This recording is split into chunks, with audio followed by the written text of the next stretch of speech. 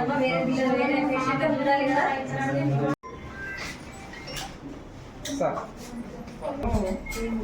ఒక సెలెన్ పెట్టేది సార్.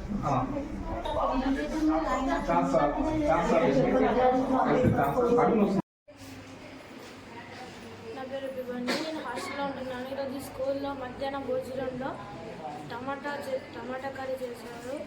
దాంట్లో ఏదో పొరపాటు జరిగింది కావచ్చు, లేకపోతే కొంతమందికి కూడా పురుగులు రావడం, అలాగే కూరగాయలు ఖరాబ్ అయినా రావడం జరిగింది. అందుకు కావచ్చు ఈరోజు అయితే మాకు మధ్యాహ్నం 3 గంటలకి పాయిజన్ టైప్ అయింది.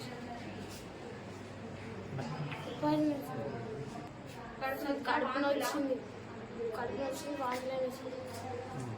ఎంతమంది 2 times అయినా. ఎస్ మాణిక్యం, గవర్నమెంట్ హై స్కూల్ ఎల్లారెడ్డి. నేను ఏపీఎస్ హెడ్ మాస్టర్ను. పిల్లలు 3:30 ప్రాంతంలో వామిటింగ్స్ అవుతున్నాయని, వామిటింగ్ సిచ్యువేషన్స్ ఉంటున్నాయని అనగానే పిల్లలు ఒక 4 వామిటింగ్ చేసుకోగానే నేను వాళ్ళని వెంటనే హాస్పిటల్ తీసుకొచ్చాను. ఒకసారి మా సార్లతో 3 సార్లు కలిసి మళ్ళీ మీద తీసుకొచ్చాం.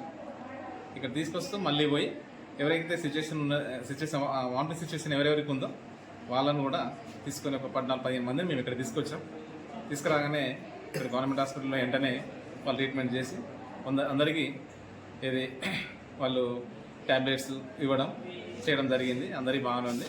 కాకపోతే ఒక 3-4 కడుపులో వస్తుంది అనేసరికి వాళ్ళని కొంచెం అడ్మిట్ చేసి అక్కడనే ఉంచాం.